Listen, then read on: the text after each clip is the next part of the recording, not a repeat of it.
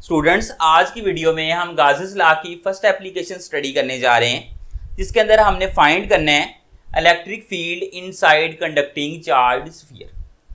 आज का टॉपिक जो है बहुत ही आसान है और मुझे यकीन है आपको बहुत अच्छी समझ आने वाली। मैं राइट साइड से स्टार्ट करूंगा और स्टेप बाय स्टेप आपको हर चीज़ बताऊंगा ताकि आपको कोई भी चीज़ मुश्किल ना लगे। तो शुरू करते हैं। हमारे पास एक प्रॉब्लम है जिसका हमने सोल्यूशन फाइंड करना है।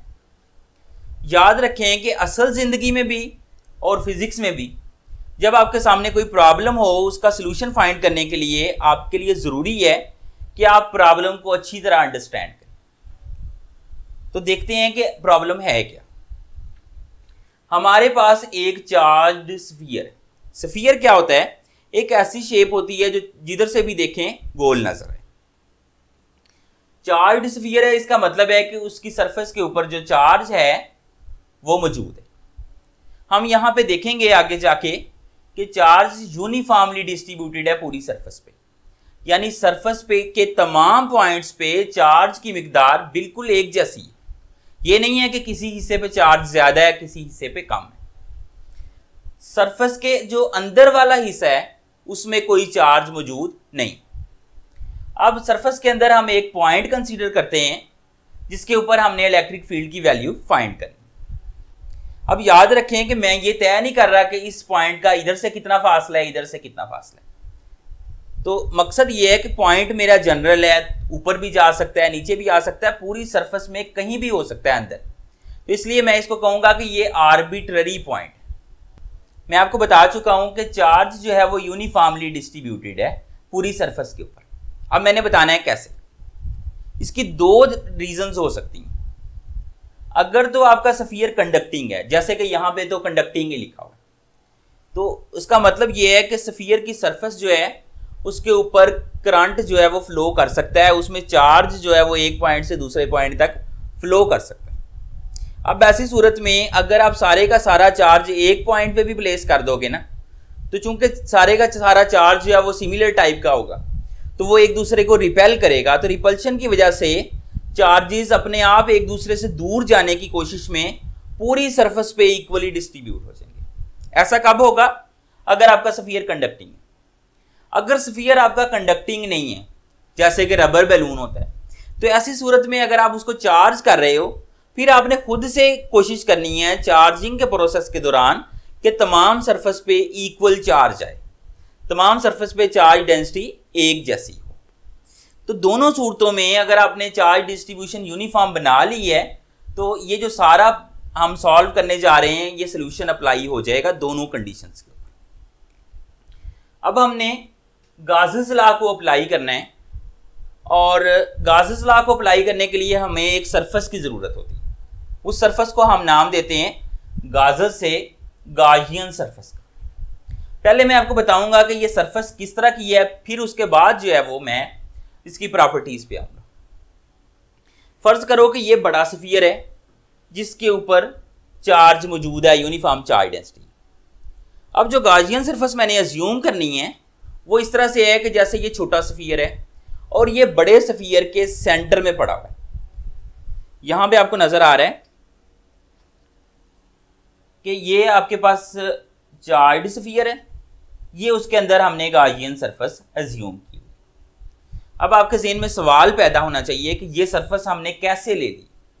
तो वो सारी चीज़ें मैं आपको यहां बताने जा रहा हूं। गाजियन सरफेस की चार प्रॉपर्टीज होती हैं। पहली बात ये होती है कि ये सरफेस इमेजिनरी है। इमेजिनरी से मुराद ये है कि अगर प्रैक्टिकली किसी जगह पे एक ऐसा अपरेटस मौजूद है जिसके ऊपर चार्ज यूनिफॉर्मली डिस्ट्रीब्यूटेड है, तो आपको ये ज़रूरत नहीं है कि आप उसको काटो, उसके अंदर एक सरफेस घुसाओ और उसे गाजियन सरफेस का नाम दो। इस तरह की सरफेस लेके आप उसके अंदर प्लेस करो मैनुअली। नहीं, आपको उस सारे ऑपरेटर्स को काटने की ज़रूरत नहीं, कुछ भी करने की ज़रूरत नहीं। आपने जस्ट सारा जो सरफेस कंसीडर करनी है वो अपने ज़हन में, अपने दिमाग में कंसीडर करनी है। ज़्यादा से ज़्यादा आप पेपर के ऊपर एक सरफेस बना सकते हो। दूसरी चीज़ पे आ जाते हैं। ये सरफेस जो है वो क्लोज्ड है, मतलब आपको पता है कि गाजेस लॉ हमेशा अप्लाई होता है क्लोज सरफेस पे।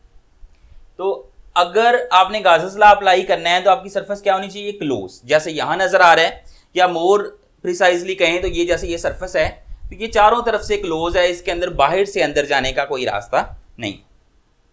तीसरी प्रॉपर्टी, आपने जिस पॉइंट पे इलेक्ट्रिक फील्ड फाइंड करना है वो उस सरफेस का हिस्सा जरूर होना चाहिए, वरना आप गाजर्स लॉ अप्लाई कर भी लोगे तो उस पॉइंट पे इलेक्ट्रिक फील्ड की वैल्यू आप नहीं निकाल सकते।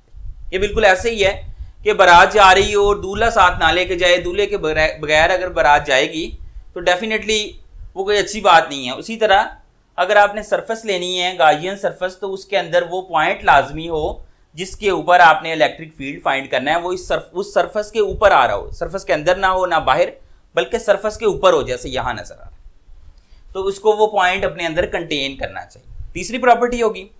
चौथी प्रॉपर्टी यह है कि गाउसियन सरफेस जो है उसमें सिमेट्री होनी चाहिए। सिमेट्री से मुराद है कि उसके तमाम पॉइंट्स जो हैं उनका महल्ले वकू एक जैसा हो। मिसाल के तौर पे यहां देखते हैं, अगर आप देखो मैंने यहां पे बताने के लिए 5 पॉइंट्स बताए हुए, वैसे जितने भी बना लो एक ही बात, इस पॉइंट पे खड़े होके वही महल्ले वकू आपको नजर आता है जो इस पॉइंट पे खड़े होके नजर आता है, जो इस पॉइंट पे खड़े होके नजर आता है, जो इस पॉइंट पे खड़े होके नजर आता है, जो इस पॉइंट पे खड़े होके, तमाम पॉइंट्स पे खड़े होके इर्द गिर्द की चीजें आपको एक जैसी नजर आएंगी। नंबर 1, मिसाल के तौर पे यहां से अगर आप देखती हो तो चार्ज स्फीयर का फासला उतना ही है इस पॉइंट से, जितना इस पॉइंट से है, जितना इस पॉइंट से है, और जितना इस पॉइंट से है या जितना इस पॉइंट से। फिर दूसरी सिमेट्री देखो, जितना इस पॉइंट के सामने चार्ज है उतना ही इस पॉइंट के सामने चार्ज है, उतना ही इस पॉइंट के सामने चार्ज है। हर पॉइंट के सामने देखो तो चार्ज की मिकदार आपको एक जैसी नजर आती है। तो ये सिमेट्री है। आगे एप्लीकेशन स्टडी करेंगे वहां पर सिमेट्री थोड़ी सी डिफरेंट हो सकती है ये कंडीशन, लेकिन एटलीस्ट कुछ ना कुछ सिमेट्री जरूर होनी चाहिए गाउसियन सरफेस के अंदर। अब हमारे पास सिमेट्री भी हो गई, सारी प्रॉपर्टीज हमने कंसीडर कर ली। अब हम देखते हैं कि गाउसियन सरफेस चूज करने के बाद हमने अगला काम क्या करना है। अगला काम हमने अब गाउसियन लॉ लगाना है, और गाउसियन लॉ में हम देखते हैं कि चार्ज जो हमने कंसीडर करना होता है गाउसियन लॉ वो कौन सा होता है। गाउसियन लॉ उस चार्ज की बात करता है जो सरफेस के अंदर है। सरफेस के बाहर वाले चार्ज से गाउसियन लॉ को कोई ताल्लुक नहीं। जो टोटल फ्लक्स सरफेस के अंदर से गुजरना है वो सिर्फ अंदर वाले चार्ज पे डिपेंड करना है कि ये जो चार्ज स्फीयर है इसके अंदर कोई चार्ज मौजूद नहीं है, अंदर से ये यहाँ पे चार्ज फ्री रीजन। इसका मतलब है कि यहाँ पे ये जो गाउसियन सरफेस मैंने ली है इसके अंदर भी कोई चार्ज मौजूद नहीं है। यहाँ पे चार्ज की मिकदार कितनी है, 0 है। तो मैं इसको लिख लेता हूं, charge enclosed bye Gaussian surface कितना आ गया, Q इज इक्वल टू 0। एक काम हो गया। अब अगली बात समझ लो, आपके पास फ्लक्स फाइंड करने के हमेशा 2 फार्मूले होते हैं। पहला होता है phi is equal to E dot A, और दूसरा होता है phi is equal to Q over epsilon naught. जब हमने गाउसियन लॉ अप्लाई करना है ना, हमने फ्लक्स की value most of the cases में इस फार्मूले से निकाल के यहां पुट कर देनी है, और फिर यहां से ई की वैल्यू फाइंड कर लेनी। कैसे, मैं आपको बताता हूं। हमारे पास फ्लक्स का formula Q over epsilon not है, जिससे फाई की वैल्यू फाइंड करनी है, मैंने पहले बताया आपको। तो phi is equal to Q over epsilon naught. Q से मुराद कौन सा चार्ज है, जो गाउसियन सरफेस के अंदर है, वो हमारे पास 0 के बराबर। तो क्यू की जगह 0 पुट कर दोगे, आपके पास 0 को एप्सिलॉन नॉट से डिवाइड करोगे, आंसर क्या आ जाएगा, 0। इसका मतलब यह है कि टोटल फ्लक्स जो सरफेस में से पास कर रहा है, इस पूरी सरफेस में से जो टोटल फ्लक्स पास करेगा वो आपने फाइंड कर लिया, वो कितना है, वो 0 के बराबर आ गया। अब आपकी दूसरे फार्मूले की बारी आ गई, phi is equal to E dot A. इसमें फ्लक्स की वैल्यू यहां से पुट कर दो, तो फ्लक्स की जगह 0 पुट कर दिया हमने, ई डॉट ए हमारे पास 0 आ गया। दो चीजों का प्रोडक्ट अगर 0 है तो इसका मतलब यह है कि दोनों में से कम एक 0 है, या तो एरिया 0 है या इलेक्ट्रिक फील्ड 0 है। अब हमें पता है कि एरिया कभी भी 0 नहीं हो सकता, क्योंकि अगर एरिया 0 हो जाएगा तो वो चीज ही एग्जिस्ट नहीं करेगी जिसका एरिया है। तो एरिया हमारे पास 0 के इक्वल नहीं है, इसका मतलब है इलेक्ट्रिक फील्ड जो है वो 0 के इक्वल होगा। तो यहां से हमने इलेक्ट्रिक फील्ड की वैल्यू फाइंड कर ली। अब आप समझो कि ये इलेक्ट्रिक फील्ड की वैल्यू 0 कहां पे आई है। मैंने आपको ये बताया था कि ये जो पॉइंट है ये क्या है, आर्बिट्ररी पॉइंट है, ये कहीं भी हो सकता है। इसको मैं यहां की बजाय यहां लगा दूं तब भी मैं ये सारा प्रोसीजर करके ये चीज प्रूव कर सकता हूं। तो बात बताने का मकसद ये है कि हमारा पॉइंट जो है वो आर्बिट्ररी है, उस पर जो वैल्यू आई है वो उस सिर्फ एक पॉइंट पे वैल्यू को रिप्रेजेंट नहीं कर रही, वो पूरी सरफेस के अंदर तमाम पॉइंट्स पे इलेक्ट्रिक फील्ड की वैल्यू को रिप्रेजेंट कर। इसके अंदर जितने भी पॉइंट्स हैं उनके ऊपर इलेक्ट्रिक फील्ड जो है वो आपका 0 होगा। Electric field on all points is equal to 0 inside the charge sphere. अब यहां पे एक कंफ्यूजन है कि phi is equal to E dot A, ये जो फार्मूला है ये होल्ड करता है फ्लैट सरफेस के लिए, और हमने इसको अप्लाई कर दिया कर्व्ड सरफेस के ऊपर। तो यहां पे आपको लग रहा होगा कि ये सारे स्टेप्स हमने गलत किए, लेकिन ये गलत नहीं है, इसमें असल में शॉर्टकट हमने किया है। अब मैं यहां पे वो सारे स्टेप्स आपको डिटेल में करके बताता हूं कि कैसे ये शॉर्टकट हमने किया। दूसरी चीज ये है कि अभी तक मैंने सिमेट्री का रोल नहीं बताया आपको। अब आगे मैं सिमेट्री की इंपॉर्टेंस भी आपको बताता हूं कि गॉसियन सरफेस अगर सिमेट्रिकल होती है तो उससे हमें क्या फायदा होता है। तो फर्स्ट नंबर पे देखें कि हमारे पास ये जो गॉसियन सरफेस है हमने इसको बहुत सारे पैचेस में डिवाइड कर लिया, लार्ज नंबर ऑफ पैचेस में डिवाइड किया, और हर पैच जो है वो बहुत ही छोटा है। मैंने कैमरे पे दिखाना है आपको तो मैंने पैचेस जरा बड़े बनाए, लेकिन आप एज्यूम करो कि ये पैचेस बहुत छोटे। अब इस सरफेस पे हम गासेस लॉ अप्लाई करें जिस तरह हमने यहाँ अप्लाई किया है, तो phi is equal to Q over epsilon naught, charge enclose 0 है, हमें ऑलरेडी पता है। तो टोटल फ्लक्स हमारे पास जो है वो 0 के बराबर आ जाता है।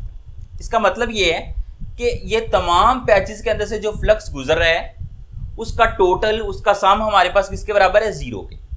अगर पहले पैच के फ्लक्स को आप phi 1 का नाम देते हो, दूसरे पैच के फ्लक्स को phi 2 का, तीसरे पैच के फ्लक्स को phi 3 का, सो ऑन आखिरी पैच के फ्लक्स को आप phi n का नाम देते हो, तो टोटल फ्लक्स यानी तमाम पैचेस के अंदर से गुजरने वाले फ्लक्स का सम आपके पास क्या आया है, 0।